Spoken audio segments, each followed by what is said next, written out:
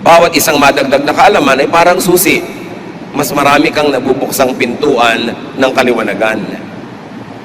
Each nugget of information is a building block of knowledge, of new knowledge, even of skills, of wisdom that leads to enlightenment. So the mind should not be trapped in and limited to the first idea. What do we mean? Una-unahan ang mga ideya na magtira sa ating isip. Kung may mga nag-aaway, una-unahan silang makarating sa atin para yung kanilang balita ang mauna sa atin, at kadalasan kasi ang tao tamad na mag-isip. Pag may nauna na, ayaw na niya makinig doon sa kabaligtaran o doon sa kabilang panig. Kaya kadalasan yung nauna nagsumbong doon ka nakampi. Yung nauna mong nalaman, yun ang yayakapin mo forever, ayaw mo nang makinig sa iba. Pero kung ang utak ay palalaguin natin, dapat handa ka na ipa-challenge yung idea na nakatrono, nakaupo sa iyong utak, kung may bagong dapat umupo doon. Yan, mapagkakakilanlan ang mga taong umuunlad ang isip at buhay, yung handa na isuko ang mga dati nilang iniisip kung sila ay makakita ng mas superior na kaisipan. Romans 12:2, do not conform to the pattern of this world, but be transformed by the renewing of your mind. Then you will be able to test and approve what God's will is, His good, pleasing, and perfect will. Huwag daw makiayon lang sa takbo ng sanlibutan, kundi baguhin ang sarili sa pamamagitan ng pagbabago ng paraan ng pag-iisip. So do not habitually conform to ungodly ideas. If godly and new ideas present themselves, do not habitually conform to old ideas. Old don't always mean better. Do not always conform to what is conservative. Bihira na nakabubuti yung conservative thought. Ano ba ibig sabihin ng conservative? Eh di yung word na nagko-conserve, nagpe-preserve. So kung ano yung pumasok na ideya sa iyong utak, yun ang i-conserve mo, ipe-preserve mo, hindi mo na hahayaang hamunin ng mga bagong ideya, hindi mo na isusuko sa mga mas magagandang bagong ideya, so conserve ka ng conserve. Kahit sa conservation of cultural heritage, nagko-conserve tayo ng mangilang-ilang bahay kubo, mangilang-ilang bahay na bato, mangilang-ilang pieces of architecture, pero hindi mo pwede i-conserve ang isang buong bansa sa arkitektura niya 300 years ago dahil hindi na yan kailangan. You conserve only for reference, you conserve for appreciation of what was before, but you keep changing the present, so you move forward to the future. Siyempre, may mga romantic sa bawat bayan, gusto mo i-preserve lahat ng lumang bahay, hindi naman pwede kasi kailangan tayo mag-accommodate ng mga high-rise, kailangan tayo mag-accommodate ng mga bagong itsura ng mga building na nagko-conserve ng energy, useful ang bawat space, but you conserve a few samples of those houses, of those buildings, para meron tayong reference sa nakaraan at meron tayong na-appreciate. Ganon din sa pag-iisip. It is not always good to be conservative. So keep changing your religious mind. Ang laki, ang lawak ng Diyos. Yung natutunan mo nung bata ka sa Sunday school, kailangan magbago ng magbago yon dahil umuunlad ang iyong isip. Yung natutunan mo na reading, interpretation of Scripture, kailangan patuloy yun na nahahasa, lumalawak, tumataas, dahil ang alam mo naman 10 years ago, dapat more than that ang alam mo ngayon. Ang pagkakakilala mo sa Diyos 20 years ago, dapat umaasenso, lumalalim, tumataas ngayon. So it is not always good to be conservative. It means that there's no room for growth, for change, or for development. Being conservative is not always a virtue. Kaya tingnan ninyo, sinong mga mahirap kasama at kasalamuha sa buhay? Di ba yung mga conservative? Kasi pinipilit ka nilang ipako sa isang lifestyle, sa isang mode of dressing, sa isang way of life na tapos na nung araw pa at hindi na epektibo ngayon. It is not good to be boxed in. And in a religious way, it is not good to be sectarian nor to be dogmatic. Bakit? Pag sectarian ka, sinabi mo, kasi ito ang aking religious membership. Kasi dito ako member ng ganitong church. Pagka ipinattern mo na doon ang lahat ng pag-iisip mo, ire-reject mo na, kapatid, ang lahat ng uri ng ibang approaches, reading of and interpretation of Scripture. At doon ka nalang magiging totally loyal sa iyong sekta, sa iyong relihiyon. Eh wala namang religion na perfect. Therefore, lilimitahan mo ang iyong isip sa mga bagay na dapat sana'y lumalago. Lalo yung may kinalaman sa Diyos. Ang laki-laki ng Diyos, hindi siya kasya sa isang simbahan lang. Hindi siya kasya sa isa lamang na dogma o isang doktrina o isang sekta.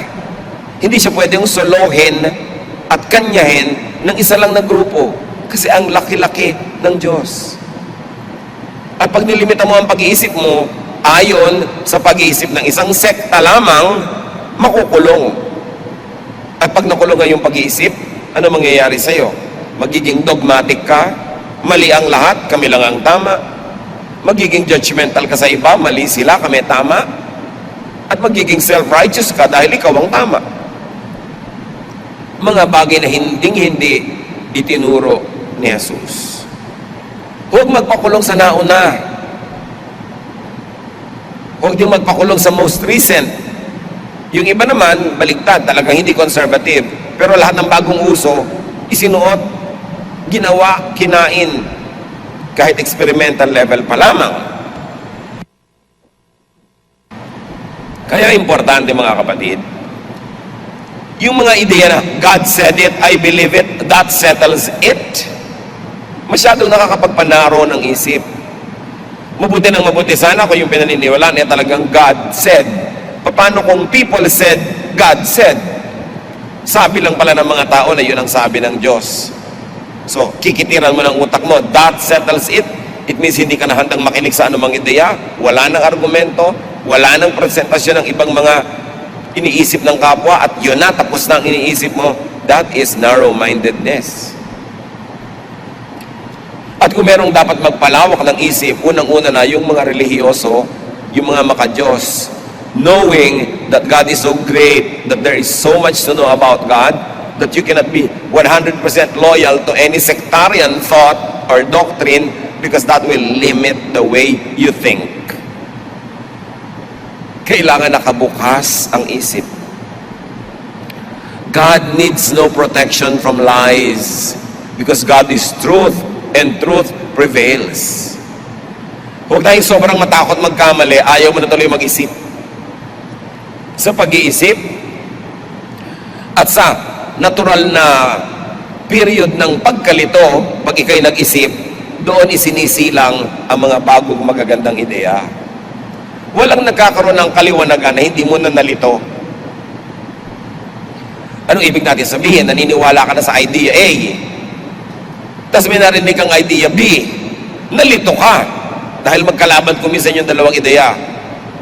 Pero pag hindi ka nagpagulo, inayos mo yan, inisip mo, ipinanalangin, sinaliksik, malalaman mo ang magandang kombinasyon pala ng ideas A and B.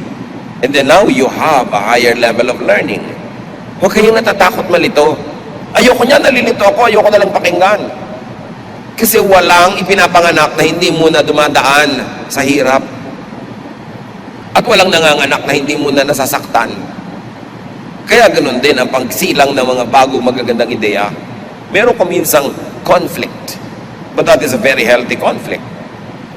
Not only your religious mind, keep changing also your practical mind.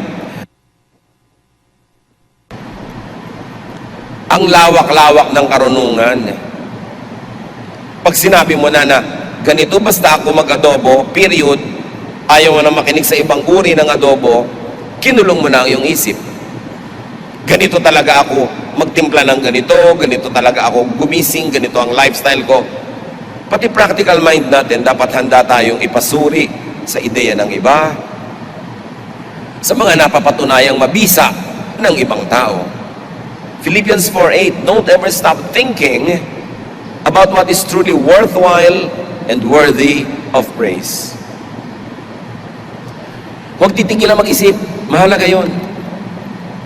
And think of positive thoughts. Keep changing your mind to positive thoughts. Ephesians 4:23, be made new in the attitude of your minds. Pag sinuri natin mga kapatid ang Biblia, lalo ang New Testament, ang dami-daming katuruan tungkol sa pagbabago ng isip. Bakit? Kasi maging yung New Testament, hindi nyo maintindihan na new nga. Sinasabi ng Panginoong Yesus, ang bagong alak hindi pwede ilagay sa lumang sisidlan. Sasabog, masisira yung lalagyan.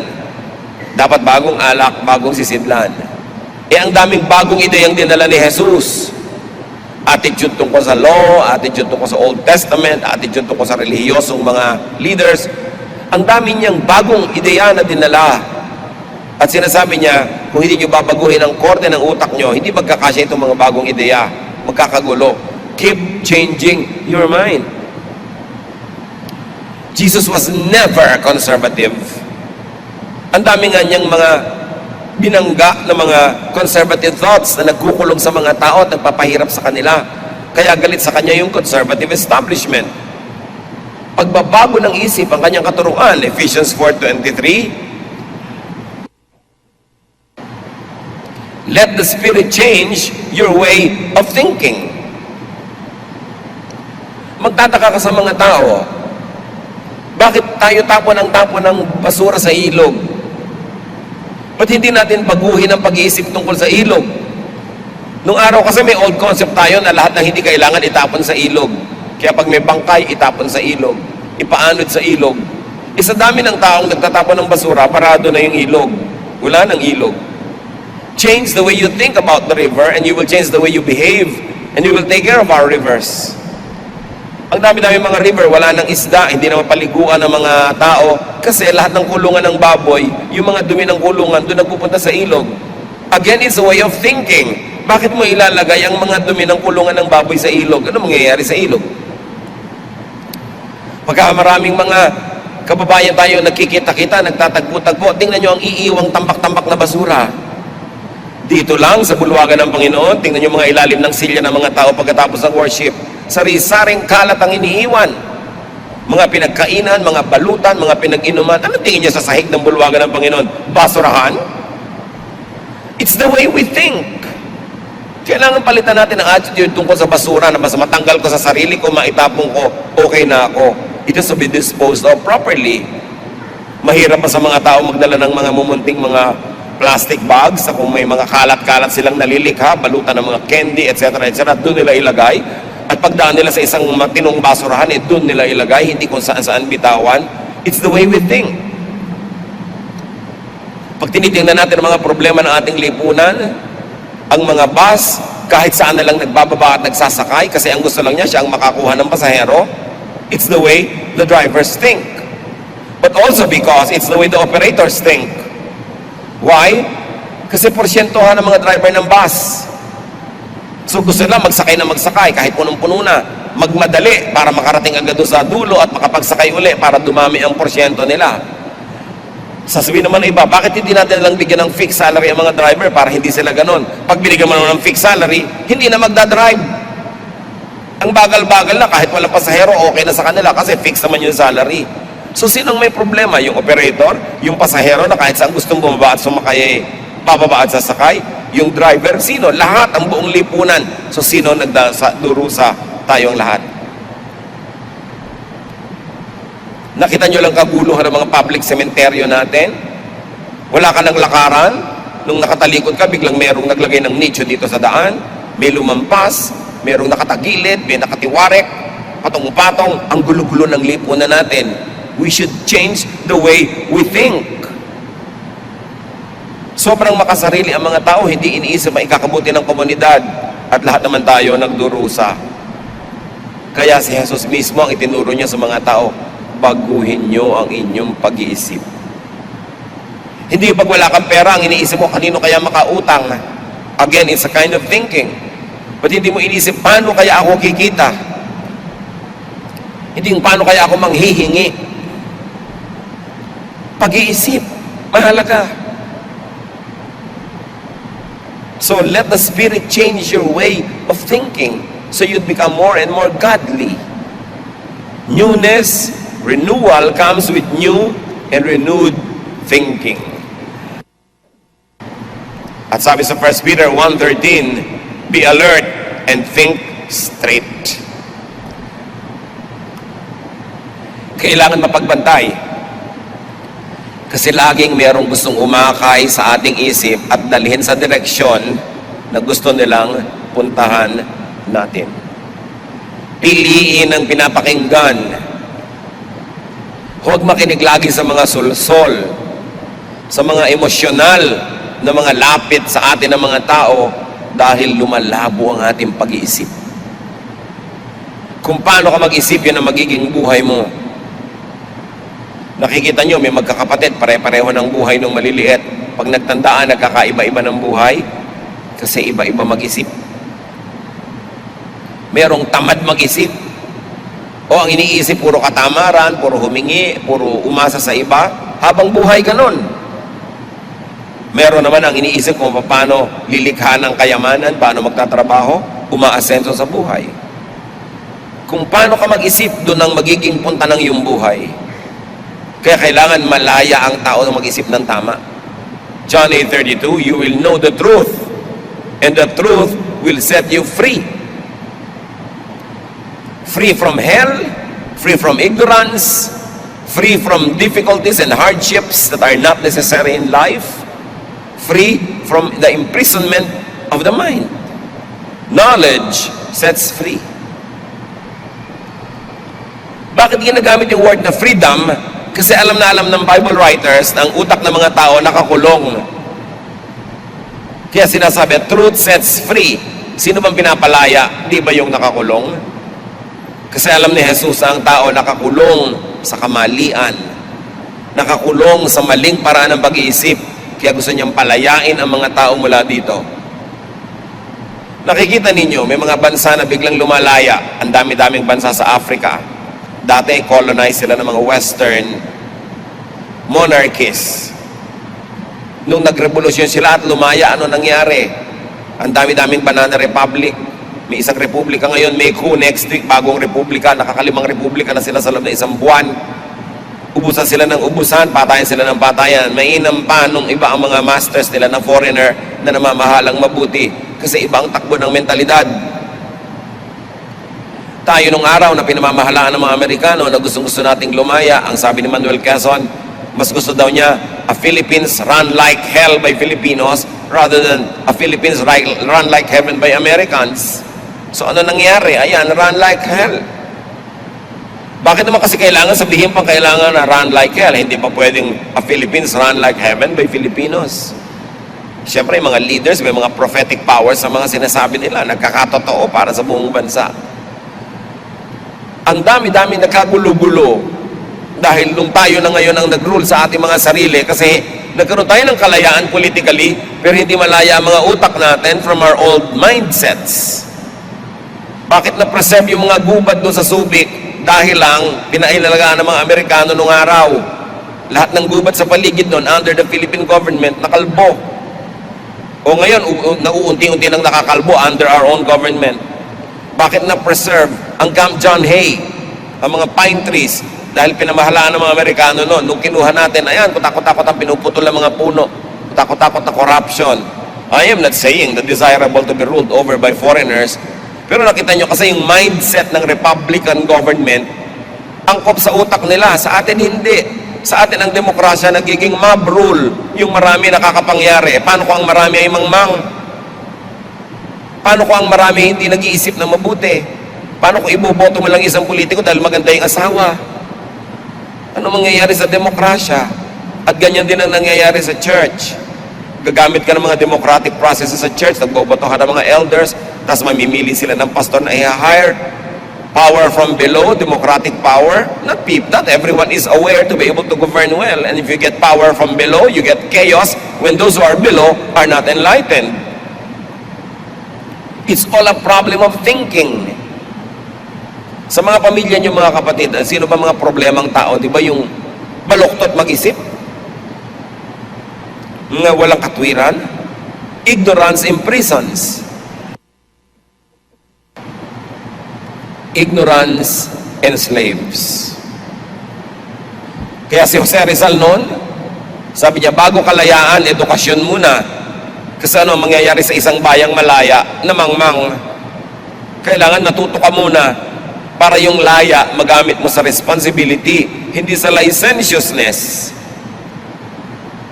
Katulad din ng mga lumalaya sa Panginoon dahil may eternal security, anong gagamitin nila para sa mga pamumuhay na sobrang sama? Dahil sabi nila, secure na kasi ako. Ginamit yung kalayaan sa mali. Ang kalayaan ay bagay sa mga taong marurunong. Pag pinalaya mo politically ang mga tao hindi marurunong, sila magpapatayan, sila mag-uubusan. At sila hindi nila mamahalin yung public institutions. Ignorance of the majority empowers the cunning minority. Even the monarchy and priesthood.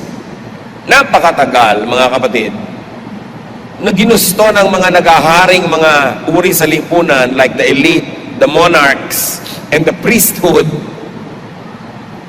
na panatilihing mangmang ng mga tao. Kasi ang mangmang ng mga tao ay madaling pasunurin, madaling abusuhin.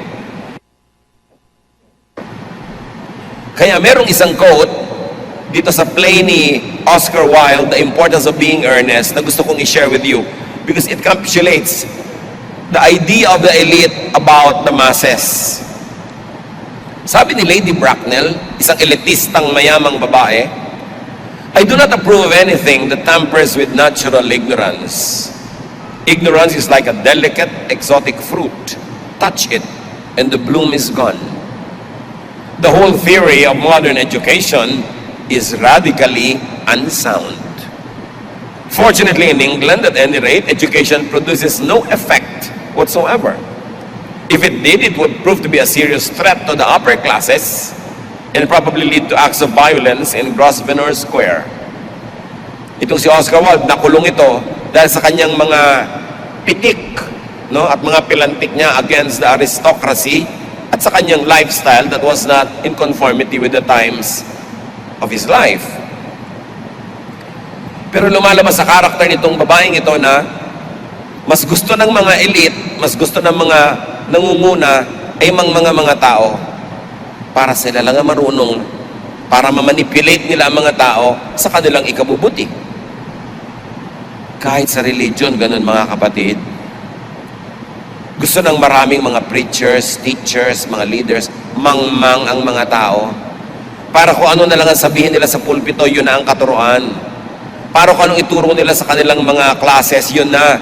At ang mga tao hindi na nag-iisip para sa sarili, hindi na nagsasaliksik. Mas madaling i-manipulate. Madaling pasukahin ang mga donation. Madaling pilipitin at gamitin. But that is not the way of Jesus. Jesus teaches the truth, and the truth sets free. Kaya si Marx, na number one critic ng established religion, sabi niya, religion is opium to the people. It's not always true. Religion is good if it's used well. But it is true also that religion could be misused.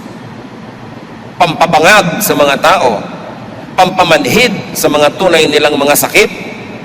Panglasing, panglibang, addictive, para ang mga nagahari ay manatiling makapangyarihan. Kaya ang unang ibinuwag ng mga socialist at communist states nung araw ay yung simbahan. Kasi sinasabi nila, yan ang tagapagpairal ng mga kamangmangan at pambangag ng mga tao. Up to a point, there might be truth in it, but it's not totally. By whom the new is tried, nor yet the last to lay the old aside. Sabi ni Alexander Pope. May wisdom, obserbahan mo muna yung bago. Pero pag nakita mong effective, doon ka nalang unti-unting makiuso doon.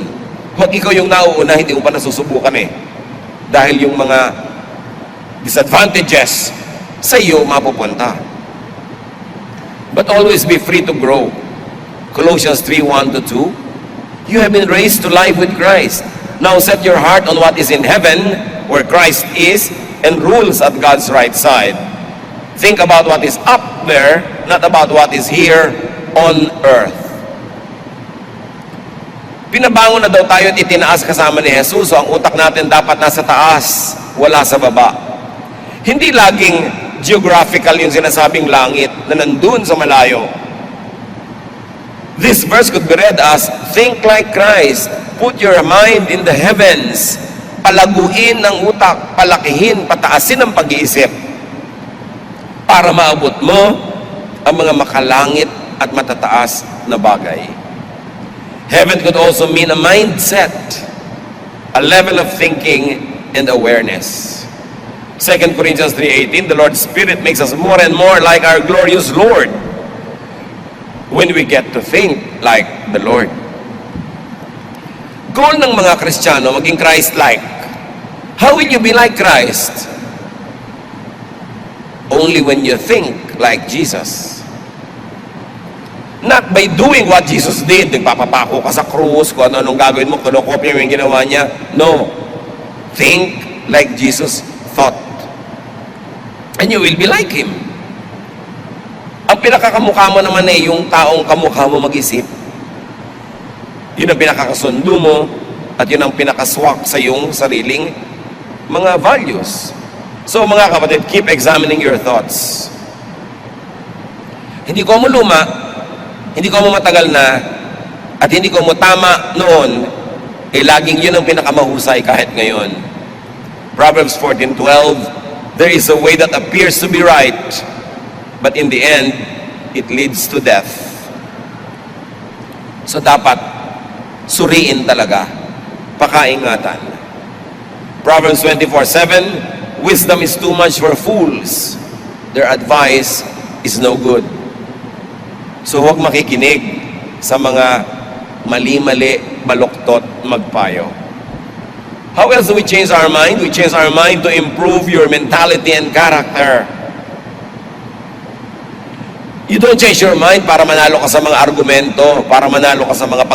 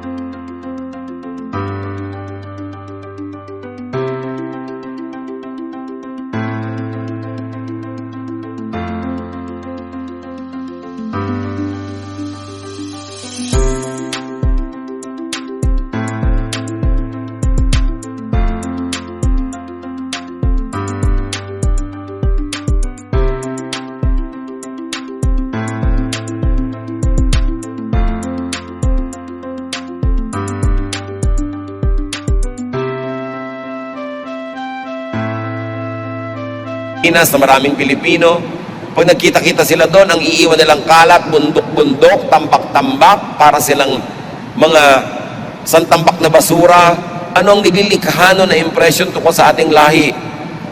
At dahil sa mga impression na yan, anong nalilikhahan niya ng mga salary ranges para sa ating mga kababayan? Anong mga posisyon ang binibigay nila kung mababa ang pagtingin nila sa atin? Paano naman tayo gagalang kung magkikita-kita tayo, ang iiwan natin, bundok-bundok na basura, simpleng basura, hindi natin maayos. Maayos pa ba natin ang bansa? Change the way you think. Improve the way you understand and get understood by your world. Keep changing your mind for the better. Change from glory to glory. And very importantly, mga kapatid, change your mind to understand people. Think about this. Kung lagi kayong naiinis sa asawa nyo, hindi naman siya nagbabago, it's time to change your mind about your spouse. Change the way you think about her or him. Naiinis kayo sa nanay nyo, naiinis kayo sa anak nyo, naiinis kayo sa biyanan nyo, hindi naman siya nagbabago. Ba't din na lang yung pag-iisip nyo, baguhin nyo? Unawain nyo siya. Mas bigyan nyo ng lugar para maunawa nyo. Change your mind so you understand people, especially your loved ones. Especially those who love you. Change the way you think so that you can promote peace and understanding and love among people. Kung lagi ang pag-iisip nyo ang nakakauwian ay nakakalaban nyo yung kapwa nyo, nagtatalo kayo, nag-iiba-iba kayo ng mga ideya, baguhin nyo na ng pag-iisip nyo para magkaroon ng katahimikan. Kesa patuloy naman, manindigan kayo sa inyong